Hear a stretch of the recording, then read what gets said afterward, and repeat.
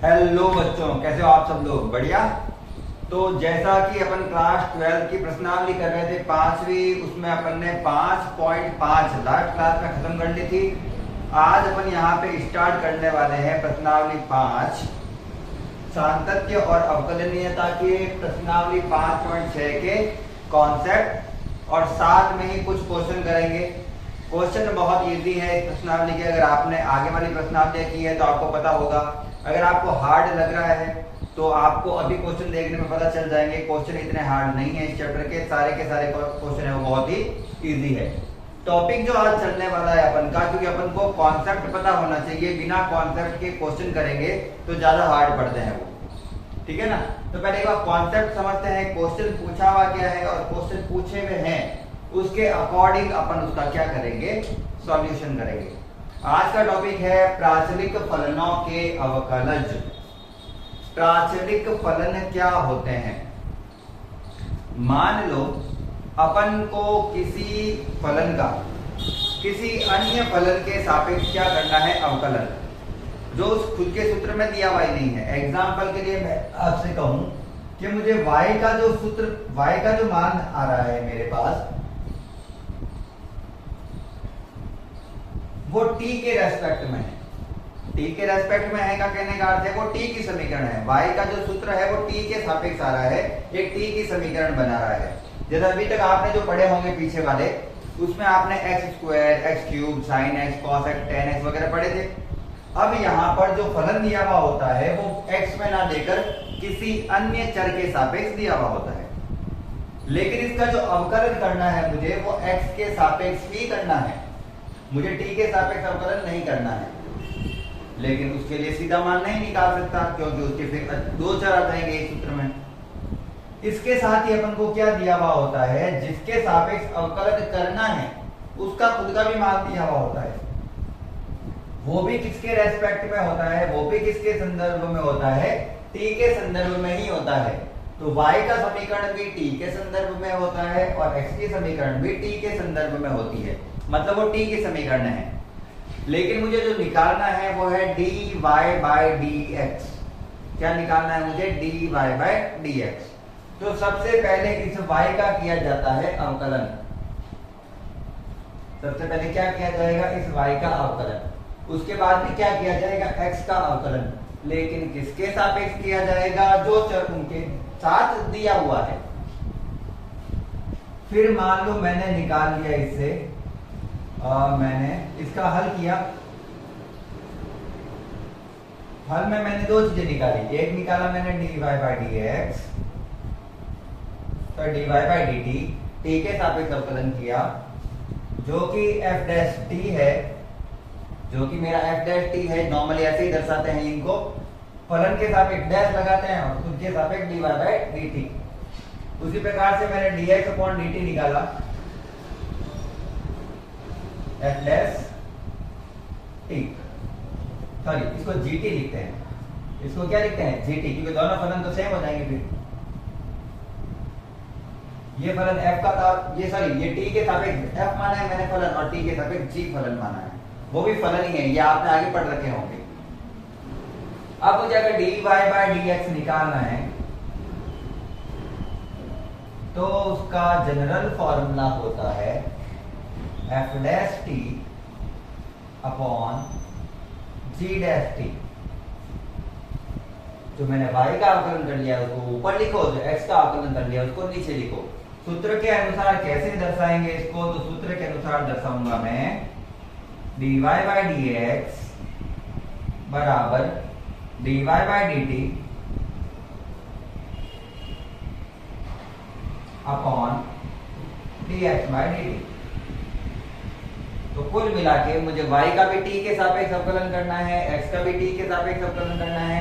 अगर फाई में अवकलन दे रखे हो तो dy फाई के सापेक्ष अवकलन करेंगे दोनों का, फिर दोनों को एक दूसरे के बट्टा में रखेंगे तो अपने आप ही क्या आ जाएगा? dy by dx। और अगर आप यहाँ पे ध्यान से देखो तो dt से dt कट रहा है, कहने के अर्थ के आधार पर कट रहा है, काट नहीं देना है, ये काटोगे तो ये बन जाएगा।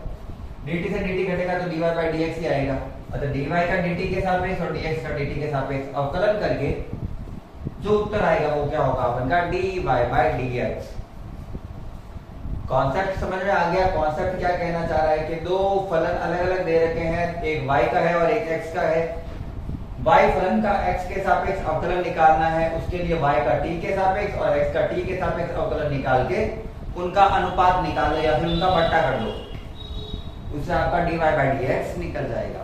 सारे क्वेश्चन ऐसे ही हैं, क्वेश्चन बहुत ही इजी है। कॉन्सेप्ट आपको समझ में आ गया होगा मैं मानता हूं। कॉन्सेप्ट का सिंपल सा अर्थ है दोनों का t के सापेक्ष अवकलन करके भाग दे दो। जो सूत्र बन रहा है ना उसे t से t काटे, dt से dt काटेंगे तो dy by dx टाइप का फॉर्मूला अपने आप ही क्रिएट हो रहा है। इसका मतलब अपन का dy by dx आ जाएगा। इसको हल करते हैं और अपन निकालते हैं आंसर। प्रश्नावली शुरू करते हैं, अच्छे से बैठ जाना, एक एक क्वेश्चन को अच्छे से क्लियर करने वाला है। इसका स्क्रीनशॉट लेके ऐसे कैसा एक पेपर छाप लेना। शायद आपको अभी कॉन्सेप्ट में थोड़ा सा ऐसा लग रहा होगा बोरिंग हो रहा है, लेकिन जब आप आगे जाओगे, आप कंपटीशन एग्जाम दोगे तो वहां पे कॉन्सेप्ट के आधार पर प्रश्न पूछे जाते हैं, सीधे आंसर नहीं पूछे जाते जब कंपटीशन एग्जाम देते हैं। चलिए, मैंने समझाना था, मैंने बता दिया, फिर भी आप चाहते हो सीधे प्रश्न करें हम, तो उसमें कुछ बड़ी चीज नहीं है, हम भी क्वेश्चन ही करते थे। आगे जाके आप कॉन्सेप्ट अपना आप समझ ही जाएंगे। फिर भी अगर यहाँ पे समझ जाओ तो ज्यादा बेटर है। चलो प्रश्न नंबर स्टार्ट करते हैं, देखते हैं क्या पूछा गया है प्राचलिक विधि से हल के अंदर। प्रश्न नंबर 1 मुझे दिया हुआ है x बराबर 2at² और y दिया हुआ है at⁴। ये दोनों मुझे दे रखे हैं, y और x दोनों दे रखे हैं और बोला हुआ है dy by dx का मान ज्ञात करो। क्वेश्चन में स्पष्ट लिखा हुआ है dy by dx का मान ज्ञात करो। तो उसके लिए अपन को क्या करना पड़ेगा, जो ये फलन दे रखे हैं अपन को, ये जिस चर के सापेक्ष है, पहले तो उस चर के सापेक्ष उसका अवकलन करो और फिर उसका भाग दे दो तो आंसर निकल जाएगा। पहले किसका कर रहा हूं मैं, तो मैं पहले करूंगा x का और फिर करूंगा y का।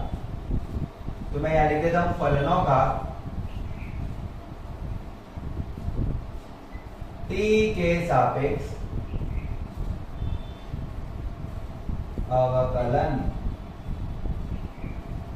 बड़ा नहीं लिखूंगा मैं क्योंकि यहाँ मेरा एक और क्वेश्चन आ जाएगा। फलनों का t के सापेक्ष अवकलन, पहले किसका करता हूं मैं, x का। तो मैंने किया dx/dt। इधर सीधा अवकलन करो, इधर लिखने की आवश्यकता नहीं है। 2a का 2a, ये तो अचर है, अपन को चरों का अवकलन करना है, ठीक है ना, वेरिएबल का करना है। t का स्क्वायर दिया हुआ है तो घात आगे आती है और घात में से एक कम हो जाता है। तो इसका आंसर आ गया मेरे पास 4at, 2 दूनी 4, at का 80। उसी प्रकार से मैं निकाल रहा हूं dy by dt। एग्जाम में भी सीधा ही अवकलन करना है, कोई दोनों तरफ फॉर्मूले लगा लगा करने की आवश्यकता नहीं है। इसका करना है, a तो अचर है तो a का a आ गया, t का करना है क्योंकि t के सापेक्ष बोला हुआ है अपन को, तो मैं कर देता हूं घात आगे आएगी और घात में से एक कम होगा। 4 आगे आ गया और 4 में से एक कम हो गया तो घात में हो गया 3। समीकरण नंबर 1 और समीकरण नंबर 2, ठीक है। अब अभी अपन ने एक सूत्र लिखा था कि अगर मुझे dy by dx निकालना है, क्योंकि dy by dx का सूत्र होता है dy by dt upon dx by dt। क्या ये अभी फॉर्मूला लिखा था अपन ने, क्या इसी प्रकार का फॉर्मूला लिखा था? बिल्कुल यही फॉर्मूला था। दोनों के मान है अपन के पास, dy by dt का भी मान है, देखो लिखा तो नहीं मैंने पूरा, 4at⁴ लिख देते हैं ना, 4at⁴। तो dy by dt का भी मान है मेरे पास, dx by dt का भी मान है, दोनों का भाग लगाते हैं, देखते हैं क्या आता है। तो dy by dx बराबर, dy by dt ऊपर रखना है, ध्यान रखना ये ऊपर रखना है, 4at⁴ बटा 4at, 4a से 4a कैंसल, एक t से एक t भी गया तो t का स्क्वायर बच गया। तो dy by dx बराबर t⁴ 2। और यही इसका फाइनल आंसर है। यही क्या है, इसका फाइनल आंसर है। छापो। चलो प्रश्न नंबर नेक्स्ट उतार लेता हूं मैं। प्रश्न क्या पूछा गया है, अच्छे से पढ़ते हैं। प्रश्न मुझे दिया हुआ है, प्रश्न नंबर 2 मुझे ये दिया हुआ है कि x जो है मेरा वो है a cos थीटा और y जो है मेरा वो है b cos थीटा। दोनों cos थीटा ही है, ठीक है। और बोला है dy by dx ज्ञात करो। बिल्कुल सिंपल सा क्वेश्चन, ये तो बिल्कुल ही सिंपल क्वेश्चन दे दिया अपन को। दोनों साइड cos थीटा है, आराम से सॉल्व हो जाएगा। तो सॉल्यूशन करना स्टार्ट करते हैं। पहले यहां पे मुझे t तो दिया हुआ ही नहीं है, तो किसके सापेक्ष अवकलन करूं? जो दिया हुआ है उसके सापेक्ष। दिया हुआ क्या है, थीटा, तो अवकलन भी किसके सापेक्ष होगा, थीटा के सापेक्ष होगा। जरूरी नहीं है हमेशा t दिया हुआ हो, कभी थीटा देगा, कभी फाई लिखा हुआ होगा, तो ऐसे अलग अलग चर लिखे हुए हो सकते हैं। a और b हमेशा कांस्टेंट होंगे, ये ध्यान रखना। तो मैं लिख देता हूं फलनों का थीटा के सापेक्ष अवकलन। किसके सापेक्ष अवकलन, थीटा के सापेक्ष अवकलन। पहले dx का कर दें, तो dx अपॉन डी थीटा किसके सापेक्ष, थीटा के सापेक्ष। a का a cos थीटा का अवकलन क्या होता है, माइनस का साइन थीटा, पता होगा ये आपको। तो आंसर आ गया माइनस का a sine theta. Equation number 1। इसी प्रकार से किसका करना है, y का dy बाय डी थीटा करो। b का b तो अचर है, करना किसका है, cos थीटा का, वापस क्या हो जाएगा, माइनस का sine theta. Simple, plus minus minus b sine theta. दोनों का आंसर लगभग सेम है, क्योंकि क्वेश्चन भी दोनों, फॉर्मूले भी दोनों के लगभग सेम थे। ओनली ए बी का अंतर था, ए की जगह बी आ गया है। बस निकालना क्या है, निकालना है मुझे D Y by D X, जिसका सिंपल ही सूत्र है D Y by D theta upon D X by D theta. गलती से डी एक्स ऊपर लिख दिया और डी वाई नीचे लिख दिया तो भी आंसर गलत हो जाएगा। तो फॉर्मूला अच्छे से ध्यान रखना, dy ऊपर है तो dy वाला फॉर्मूला भी ऊपर होना चाहिए, dx नीचे है तो फॉर्मूला भी उसका नीचे ही होना चाहिए। dy बाय डी थीटा का मान कहां निकाला था, ये रहा, माइनस का b साइन थीटा। dx का मान ये रहा, माइनस का a साइन थीटा। माइनस से माइनस कैंसिल, साइन थीटा से साइन थीटा कैंसिल, आंसर आ गया b बट्टा a। क्वेश्चन नंबर a और क्वेश्चन नंबर b में ज्यादा कोई अंतर नहीं है। अवकलन तो आपको अलग अलग दिए होंगे, ऐसा तो नहीं है क्वेश्चन सारे सेम दे देगा वो, तो अवकलन सारे सेम है, फटाफट से छाप लो, बिल्कुल इजी क्वेश्चन है ये।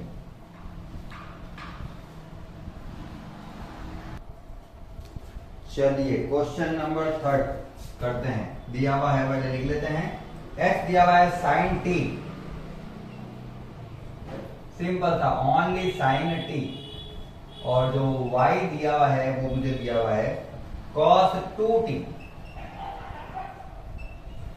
ये दिया हुआ है cos 2t। और बोला है dy बाय dx निकालो, सेम कॉन्सेप्ट, t के सापेक्ष अवकलन करते हैं और फिर देखते हैं क्या होता है, काट छाट कर क्या आंसर आता है, ठीक है ना। तो किसके सापेक्ष अवकलन करें, t के सापेक्ष फलनों का अवकलन, फलनों का अवकलन। चलिए पहले किसका करें, x का, ऊपर x है इसलिए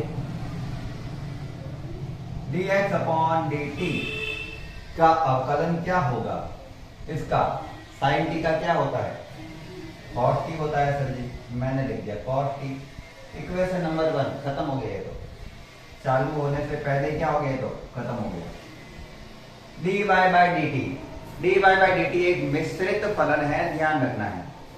cos 2t का होता है माइनस का साइन 2t,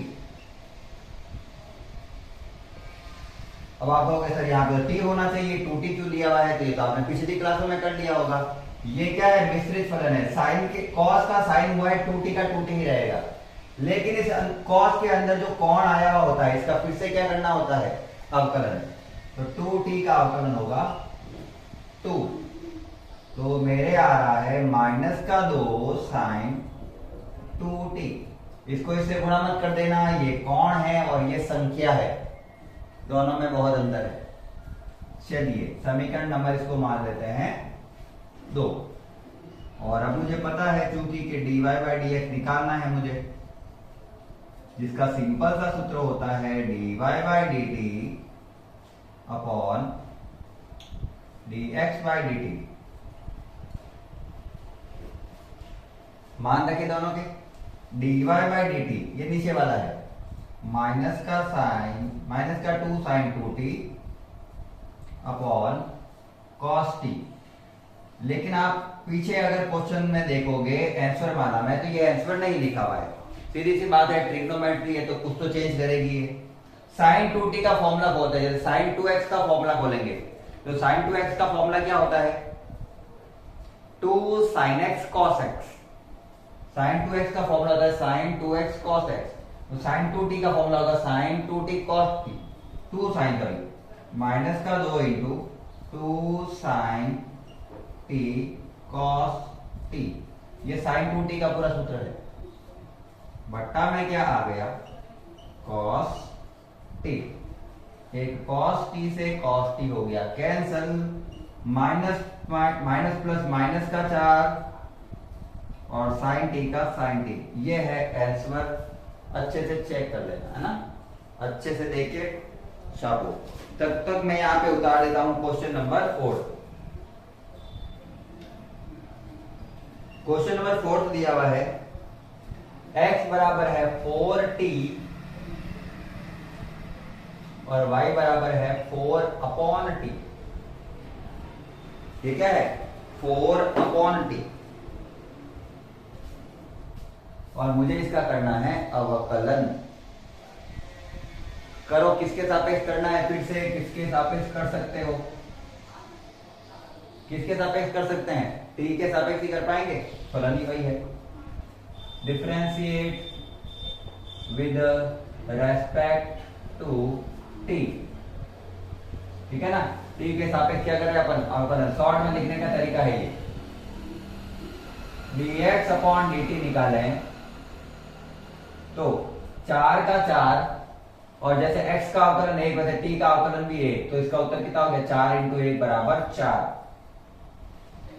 t का अवकलन क्या हो गया 1, क्योंकि t के सापेक्ष ही कर रहे हैं ना, सीधी सी बात है। और dy/dt क्या आएगा,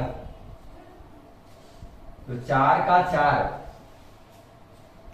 1/t दिया हुआ है, 1/t का अवकलन होता है -1/t²। ये आपको पता होना चाहिए सीधा, क्योंकि आप फिजिक्स में ये वाले काफी कॉन्सेप्ट बार बार करते हो, फिजिक्स में ये कॉन्सेप्ट बार बार आता है, सीधा पता होना चाहिए। अगर नहीं पता चल रहा है तो जैसे ये ऐसे होता है 1/t में पहले t को ऊपर भेजा जाता है, भेजेंगे तो वो क्या हो जाएगा, t की पावर -1, इसका फिर अवकलन करो, घात आगे आएगी, घात में से कम होगा, उतना करने से अच्छा है इसका सीधा याद ही रखो। 1/x का क्या होता है, -1/x², गुणा करते हैं तो -4×4/t², और इन दोनों के फॉर्मूले कहां पे रखेंगे, जो अपन को सूत्र पता है, कौन सा सूत्र, dy/dx वाला। क्या सूत्र होता है dy/dx का, dy/dt अपॉन dx/dt, यही सूत्र है, यही तो सूत्र है, सॉरी, dy/dt -4/t² बट्टा में dx/dt 4 से 4 गया एक बार में, तो उत्तर क्या आ गया मेरे पास, -1/t²। 4 से 4 तो कट गया, ऊपर माइनस का कुछ नहीं बचा, मतलब 1 है वहां पर, और बट्टा में t² का टी स्क्वायर, यही इसका आंसर है। छाप लो, बिल्कुल छोटे छोटे से क्वेश्चन है।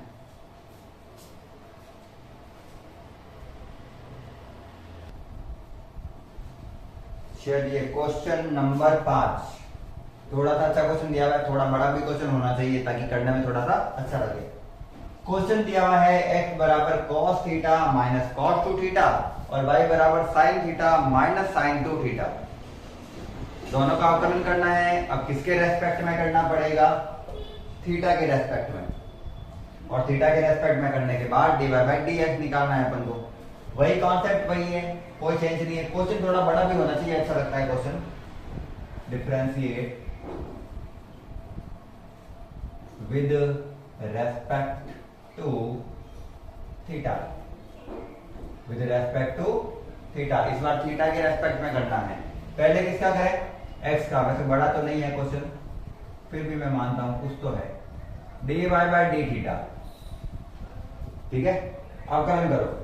cos थीटा का अवकलन होता है माइनस का sin थीटा, माइनस फॉर्मूले वाला। cos 2 थीटा का होता है माइनस का cos 2 थीटा। cos थीटा का माइनस से ही होता है वापस, तो माइनस माइनस हो जाएगा प्लस का sin 2 थीटा। लेकिन चूंकि इसके फलन के चर के अंदर चर आ रहा है थीटा, तो इसका उसका भी अवकलन करेंगे तो आएगा 2। आपको पता होगा, ये मैंने आगे करवा रखा है। 2 थीटा होता है ना जो भी, उसमें वापस अवकलन करते हैं तो 2 का 2 और थीटा का अवकलन हो जाएगा 1। तो इसका जो बेसिक आंसर आया है वो माइनस का sin theta plus 2 sin 2 theta. Equation number 1 similarly same है, वो उससे ज्यादा कोई फर्क पड़ेगा नहीं। dy बाई डी थीटा निकालते हैं। इसका अवकलन करो दोनों का। sin थीटा का अवकलन हो गया cos theta minus sin 2 theta का cos 2 थीटा और 2 थीटा का 2, cos 2 थीटा और 2 थीटा का हो जाएगा 2। ये यार ना कौन है और ये संख्या है, संख्या को कौन से गुणा मत कर देना। तो वापस इसको इसीलिए संख्या को आगे लिखना होता है। cos थीटा माइनस 2 आगे लिख रहा हूं और cos 2 थीटा का cos 2 थीटा। Equation number 2। अब क्या ही करें अपन, तो मैं निकाल रहा हूं dy बाय dx। क्या निकाल रहा हूं मैं? dy by dx। dy by अगर dx निकालते हैं तो dy वाला मेरे को ऊपर लिखना पड़ेगा dy बाय डी थीटा, नीचे लिखना पड़ेगा dx बाय डी थीटा, और दोनों की वैल्यू पुट करनी है। पहले ऊपर किसका मान रखना है? dy बाय डी थीटा का। नीचे किसका मान रखना है? dx बाय डी थीटा का। ये रहा cos theta minus 2 cos 2 theta, और नीचे आ रहा है sin theta minus 2 sin, sorry plus ऊपर प्लस आ रहा था, इसमें तो माइनस आ रहा है, इसमें प्लस आ रहा है, sin 2 थीटा। और यही इसका आंसर है। इसके आगे ज्यादा खोलने की आवश्यकता नहीं है, इसी को यहां पर ही क्या कर देना है? दी एंड। क्वेश्चन करो।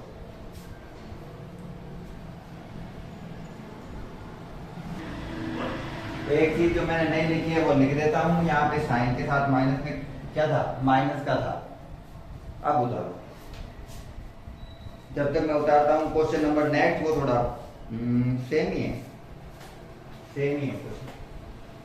प्रश्न नंबर 6 थोड़ा ऊपर ले लेता हूं, क्या पता बड़ा हो।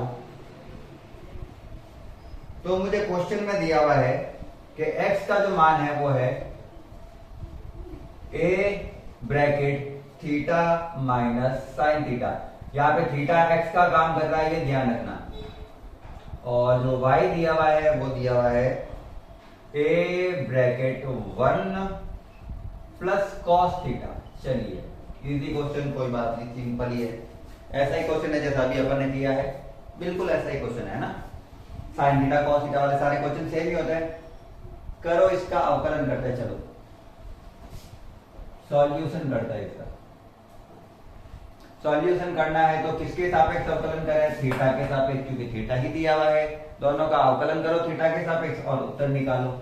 ये आपके मोस्ट इंपोर्टेंट क्वेश्चन है। ज्यादातर एग्जाम में मैंने इस चैप्टर का यही क्वेश्चन आते हुए देखा है, ध्यान रखना। तो मैं कर देता हूं differentiate with respect to theta. फिर से थीटा, पहले किसका करें, dx अपॉन डी थीटा। पहले x का करते हैं थीटा के सापेक्ष। a तो चर है, वो तो अपनी जगह पे ही, सॉरी अचर है, वो तो अपनी जगह पे ही है। ब्रैकेट बना लेते हैं, करना अंदर वाले का है। थीटा का अवकलन, जैसे x का अवकलन 1 होता है, थीटा का अवकलन भी क्या होगा 1, माइनस साइन थीटा का हो जाता है कॉस थीटा। बस हो गया, इतना सा था इक्वेशन नंबर 1। ओनली ब्रैकेट वालों को क्या करना था, अवकलन। इसी प्रकार से dy by D theta equal a का a ब्रैकेट 1 का अवकलन, संख्याओं का अवकलन 0 प्लस कॉस थीटा का हो जाएगा माइनस का साइन थीटा।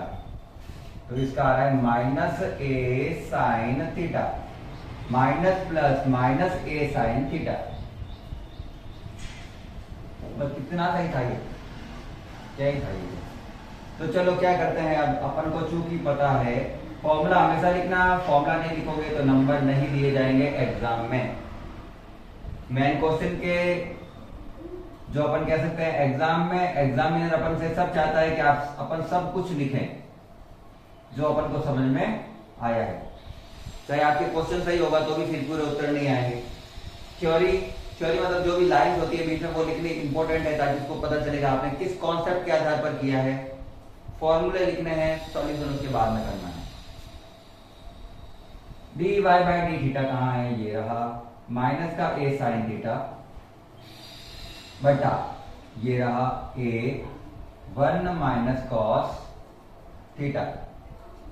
a से a तो कैंसिल हो गया, ऊपर बचा माइनस का साइन थीटा, नीचे बचा 1 माइनस कॉस थीटा। यही इसका उत्तर है, इससे आगे बचे भी नहीं जाएंगे अपन। तो बिल्कुल सिंपल से क्वेश्चन है। अगर क्वेश्चन अच्छे से समझ में आ रहे हैं तो क्लास को लाइक करना है, साथ ही चैनल को सब्सक्राइब करके आगे बढ़ना है। बहुत ही सिंपल मेथड से क्वेश्चन समझा रहा हूं मैं आपको, सारे के सारे क्वेश्चन करवा रहा हूं मैं। तो अगर क्लास अच्छी लग रही है तो लाइक करके जाना है, सब्सक्राइब भी करना है, ताकि अपन सारे के सारे जो कॉन्सेप्ट है 12th क्लास के उसको इस साल क्लियर करके चलेंगे। छापो।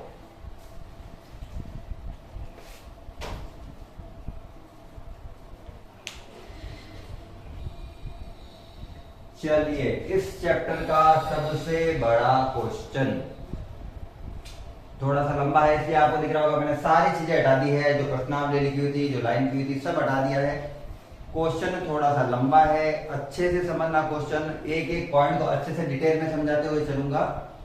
सबसे पहले तो कॉन्सेप्ट वही है, dy बाई dt और dx अपॉन dt निकालना है अपन को। तो पहले इसको सॉल्व करेंगे, फिर इसको सॉल्व करेंगे। लेकिन अगर अपन यहाँ पे अच्छे से देखें तो मिश्रित फलन भी आ रखे हैं, साथ में ही अपन को u अपॉन v वाला कॉन्सेप्ट लगाना है, उसके बाद में कहीं जाके ये क्वेश्चन को सॉल्व करेंगे। अगर आपने मेरी पिछली वाली क्लास नहीं देखी है तो आपको शायद आधे पॉइंट पता ही नहीं चले, लेकिन मैं जहां तक हो सके सबसे सिंपल तरीके से समझाते हुए चलूंगा। ध्यान से देखना। सबसे पहले तो क्या करना है, t के सापेक्ष अवकलन, तो डिफरेंशिएट विद रेस्पेक्ट टू, किसके रेस्पेक्ट में करना है, t के सापेक्ष। पहले किसका करते हैं अपन, x का करते हैं, फॉर्मूला पहले x का दिया हुआ है, तो dx अपॉन dt। फॉर्मूला होता है u अपॉन v वाले अवकलन का, v का v, u का अवकलन माइनस u का u, v का अवकलन अपॉन v में स्क्वायर, जहां u और v क्या है, u ऊपर वाला फलन है और v नीचे वाला फलन है। वापस बता देता हूं, इसको एज इट इज रखना है, ऊपर वाले का अवकलन, फिर बीच में माइनस, ऊपर वाले को एज इट इज रखना है, इस वाले का अवकलन बट्टा इसका स्क्वायर भी करना है। तो एक एक कॉन्सेप्ट करते हुए चल रहा हूं। सबसे पहले ये अपनी जगह पे ही आएगा, इसको नहीं छेड़ना है। cos 2t का cos 2t मतलब v का v, ऊपर वाले का अवकलन करना है। ऊपर लिखा हुआ है sin क्यूब t, और अपन को पता है साइन का सीधा अवकलन नहीं हो सकता क्योंकि उसके ऊपर घात दे रखी है, पहले घात का अवकलन होगा। बिल्कुल उसी प्रकार से जैसे एक्स क्यूब का होता है। एक्स क्यूब का अवकलन क्या होता है, पहले घात आगे आती है और घात में से एक कम। तो यहाँ पे x की जगह क्या दिया हुआ है, साइन दिया हुआ है। अवकलन उसका भी वैसे ही होगा, पहले इसकी घात आगे आएगी और घात में से एक कम करूंगा तो साइन स्क्वायर टी हो जाएगा। फिर अब साइन का अवकलन होगा, क्योंकि पहले तो क्यूब का अवकलन हुआ था, पहले घात का अवकलन हुआ था। अब साइन का खुद का अवकलन होगा तो क्या होगा, कॉस टी। बिल्कुल यही होगा इसका। बीच में आता है फॉर्मूले में माइनस। अब u का u, ऊपर वाली चीज एज इट इज रहेगी, साइन क्यूब टी गुणा, अवकलन करना है नीचे वाली चीज का, और नीचे वाली चीज देखे तो ऐसे लिखी हुई है रूट में कॉस 2t। रूट दिया हुआ होता है तो रूट के x का अवकलन के आधार पर करना पड़ेगा, क्योंकि रूट का पहले होगा, उसका होता है 1/2 रूट x। मतलब जो भी चीज रूट में दे रखी होती है वो बट्टा में आती है 2 के साथ में। तो रूट में अभी क्या दिया हुआ है, cos 2t, वो भी बट्टा में आएगा, cos 2t। बिल्कुल x के आधार पर अवकलन होगा। मिश्रित अवकलनों का यही है, x को मानकर चल, उनको x मानकर चलना है। अब रूट का हो गया अवकलन, किसका हुआ ये, रूट का। अब cos 2t का अवकलन होगा, cos 2t का होता है माइनस का sin 2t, माइनस का sin 2t, सॉरी माइनस का sin 2t। अब cos का अवकलन हो गया, अब अवकलन किसका होगा, 2t का। 2t का अवकलन होता है 2, ये पूरा आ गया। अपॉन में b स्क्वायर होता है, अपॉन में होता है b स्क्वायर। b क्या है ये, तो रूट में cos ऑफ 2t का स्क्वायर।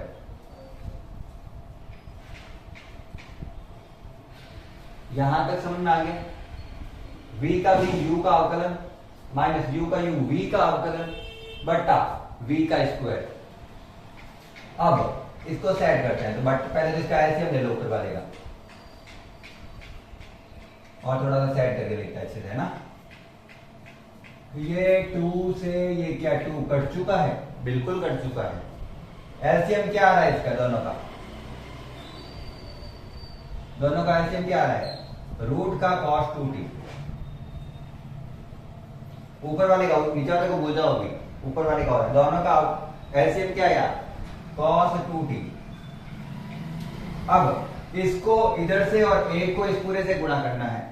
इसको इधर से गुणा करेंगे तो रूट का cos 2t और रूट का cos 2t गुणा होके हो जाएगा cos 2t, क्योंकि रूट में अगर समान संख्या आती है √2 इंटू √2 तो उसका उत्तर क्या होता है, 2।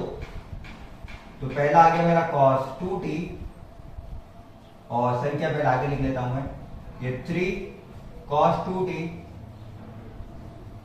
Sine square t cos t। अब एक को इस पूरे से गुणा करते हैं तो कोई संख्या तो नहीं आएगी, है नहीं, पहले माइनस माइनस प्लस, और एक को किसी से गुणा करते हैं वापस वही आएगा। वैसे तो ऊपर वाला सेट करके लिखना है मेरे को, sine cube T dot sine 2t। इसमें स्क्वायर से रूट हो गया कैंसल, और ये इसके साथ गुणा में ही आएगा, क्योंकि ये दोनों बट्टा में ही है, ये भी बट्टा में ही है और ये भी बट्टा में ही है, दोनों आपस में हो गए गुणा में। ये पहला हो गया मेरा एक। अभी तक तो dx अपॉन dt अच्छे से चेक करो, तब तक मैं नीचे वाली चीजें मिटा देता हूं। ये भी तो पहला वाला हुआ है, ठीक है ना। अब क्या करना है, dy बाय dt, और एग्जाम में आने के लायक क्वेश्चन है। अब मेरे पास क्या है, dy बाय dt, वापस इसी कॉन्सेप्ट से करना है, फॉर्मूला ऑलमोस्ट सेम है। तो करो इसका u और v, ऊपर वाला u और नीचे वाला v, v का v, u का अवकलन, v का v क्या है, रूट में cos 2t dot cos 2t का अवकलन करना है तो पहले घात का होगा, घात आगे आएगी और घात में से कम, तो 3 cos स्क्वायर t। ये घात सॉल्व हुई है इसकी, ये इसकी क्या सॉल्व हुई है, घात। अब cos t का खुद का अवकलन क्या होता है, sin t, सॉरी माइनस का sin t, माइनस का sin t। u का u v का पूरा अवकलन हो चुका है। जैसे ये sin square T cos T, जैसे cos square T sin T, लेकिन ये माइनस का है, फॉर्मूले वाला बीच में माइनस। अब u का u, v का अवकलन और v का अवकलन v cos, इसका भी अपन नहीं करना, वो के वो है, तो मैं वापस वैसे के वैसे छाप रहा हूं, ध्यान रखना। रूट में cos 2t का ये अवकलन था पूरा, रूट में cos 2t का तो वही रहेगा, तो आ गया 1 upon 2 upon root cos 2t, ये रूट का अवकलन हुआ था। उसके बाद में इंटू किया था अपन ने माइनस का sin 2t और 2 से यहाँ से 2 कैंसिल हो गया था, बट्टा में ये ऐसे कैसे हो रहा है, लाइन ऊपर नीचे जा रही है, लाइनें ऊपर नीचे क्यों जा रही है?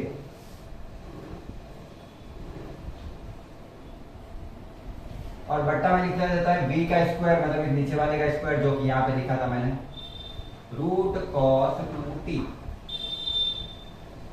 स्क्वायर। इसका भी एलसीएम लेते हैं, तो इसका भी एलसीएम ले लो। चलिए 3 आगे लिख देता हूं, और माइनस भी है तो माइनस का 3 आगे आ गया। रूट का cos 2t और रूट का cos 2t हो गया cos 2t, डॉट का गुणा का गुणा, cos स्क्वायर t का cos स्क्वायर t, और sin t का माइनस आगे लीजिए, ध्यान रखना sin t, ये मत होना ये माइनस का होंगे, ये माइनस आ गया आगे। रूट cos 2t का रूट cos 2t से गुणा किया तो cos 2t आया, ठीक है ना, ये ध्यान रखना थोड़ा। माइनस एक को इस पूरे से गुणा करेंगे वही आएगा, तो अच्छे से देखते हैं क्या आ रहा है, minus minus plus cos cube t sin 2t,